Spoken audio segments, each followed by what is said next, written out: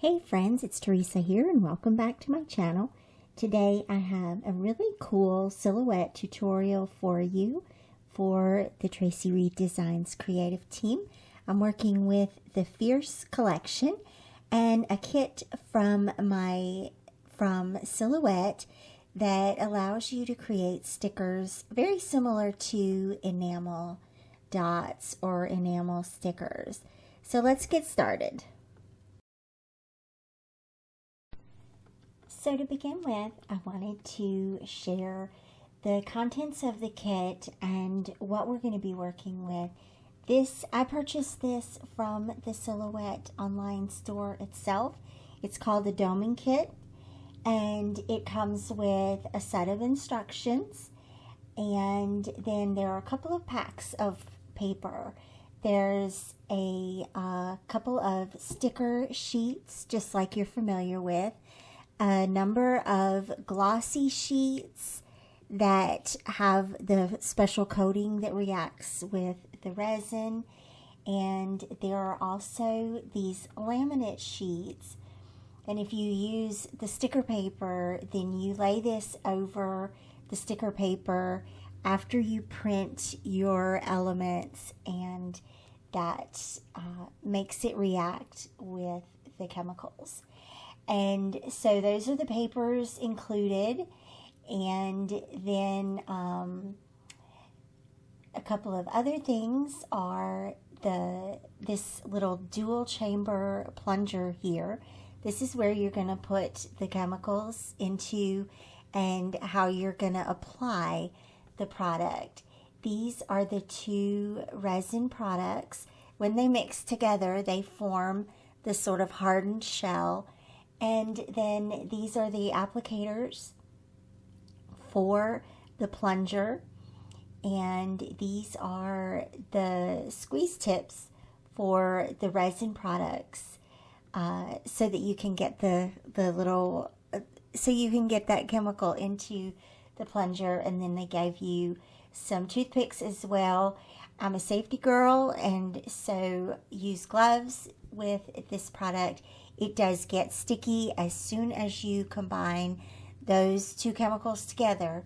And so I do have some sticky spots around here and there. And I wanted to show you this. My first print, I wasn't really thinking, and I made that first set of stickers a little bit big. So I went back to the drawing board and shrunk those down a little bit. Mostly to make them a little bit easier to fill in. And I also realized what you can do is do two collections or a selection of stickers from two kits on one sheet, and that way you can just sit down and have a glue-filled afternoon and have enamel stickers from two kits instead of just one. So that's what I'm doing here. And then I went ahead and grabbed the overlay sheet that goes over the sticker paper, and I'm looking at the instructions. It says apply a laminate sheet over the printed page when using white sticker paper. Use a scraper tool to carefully smooth the laminate sheet as it is applied to prevent bubbles or creases. And so again, you're going to print out your designs onto the sticker paper and then lay this overlay. If you use the glossy papers that they included, you don't have to add a second overlay. You can just print directly onto the glossy sheet and then cut out your design from that. But this does allow you to have it as sticker form. And I will tell you, this felt a lot like applying contact paper. It's not forgiving at all. Once it sticks down, it's stuck. So I did just apply it down a little bit at a time, running my hands across with every little bit that I laid down, and just kind of paying attention to where there were bubbles, going ahead and trying to smooth those out as much as possible. I did find a couple more bubbles after it's all laid out. So I'm going to get a little ruler with a softer edge and sort of smooth all that out. All right, and then I gave it a quick trim because the overlay didn't go quite on straight, and I went ahead and ran it through the silhouette to get my cut. Now, the instructions say if you use the overlay sheet over sticker paper that you're going to increase your blade depth, and I did in fact do that. I used the heavy cardstock setting, and that seemed to do really well.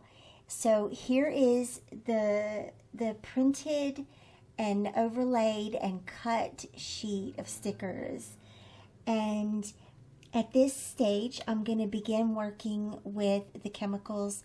So I'm going to put on my lovely blue gloves. Check it out, I'm turning into a Smurf. And that way I don't have to risk getting any of it on my hands. The surfaces and other things is another story. Definitely work on a surface that you don't mind getting sticky or that you don't mind replacing. That's probably my second biggest advice. And so at this stage, the instructions say weed away the excess material from around your design, leaving just your cutout stickers on the sticker backing. I haven't done that yet. I'll realize it in a minute. And then it says set your sticker sheet on a flat surface, and then you start filling your syringe chambers with the resin solution. So I'm gonna check the instructions here, make sure I'm on the right track, and that's when I realized that, oh yeah, I've got to peel the backing away. The reason that they want you to peel the backing away is so that if your epoxy runs over off of the edge of the sticker, and it will, I promise you it will, at some point in the gluing adventure, it will stick to the sticker sheet. So go ahead and pull that off. And I found that it didn't stick to the yellow background. I did, as I was gluing it, I did just use the toothpick to kind of bring the resin back onto the stickers when that happened. So you can work with it. The resin dries overnight, so you do have time to spread it out as detailed as you want to get the bubbles out and to sort of neaten them up a little bit before they set. They do set overnight. So I'm going to go ahead here and get my gloves back on, and I think I'm ready to start with filling the syringe here. So this has a little stopper at the end, and then when you pull that off, there's two little openings that bring the material out onto your paper. And then of course it has the plunger. The plunger, as far as I could tell, does not pull out. So I just left that in there, and then you grab your first bottle of solution. I was still trying to figure out like which caps go with what here. And that's fine. The blue caps are the ones that go onto the syringe, and then these other caps are for the bottles of solution. I'm figuring that out here. This is my first time working with this kit as well, so you're getting the full experience with me. And so here we go. I'm going to go ahead and leave that off for now. and then get the other cap to put onto this solution and go ahead and fill that up. It does have a protective seal to keep the product in there until you're ready to use it. So I'm going to go ahead and kind of fight with that. I did end up stabbing it with the scissors to get it to come off. And from this point on, you will be sticky.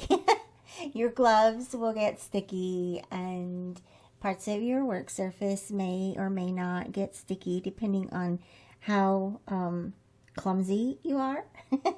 Not confessing my sins here, but there was a little bit of stickiness involved. So once you get that off, then you can go ahead and again start filling it. So this does take a little while to fill both the chambers. I'm going to go ahead and speed this part up for you, and then I'll be back to finish the process. I did make one kind of executive decision, and it turned out that it worked out for the best. I did not fill the chambers all the way up. I did about maybe a third of the syringe, and that took care of about half of the sheet of stickers, just to give you an idea of how well the product goes across your sticker sheet. But of course that's going to depend on how many stickers you have, how big your stickers are, and also how thick you apply it. But it is easy enough to refill if you need to. I just recommend not filling both chambers all the way. You do have to fill them equally, and then push a little bit out onto a scrap paper so that both of the chemicals will flow equally. And then I'm going to just start filling in these little tiny stickers.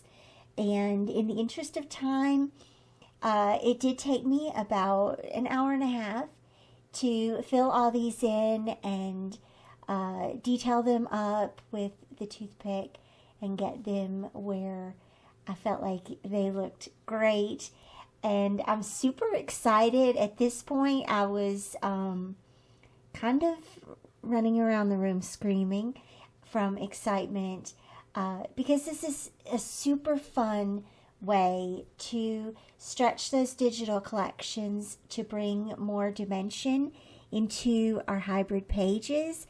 It's always exciting to discover a new way to use our digital products for us hybrid people.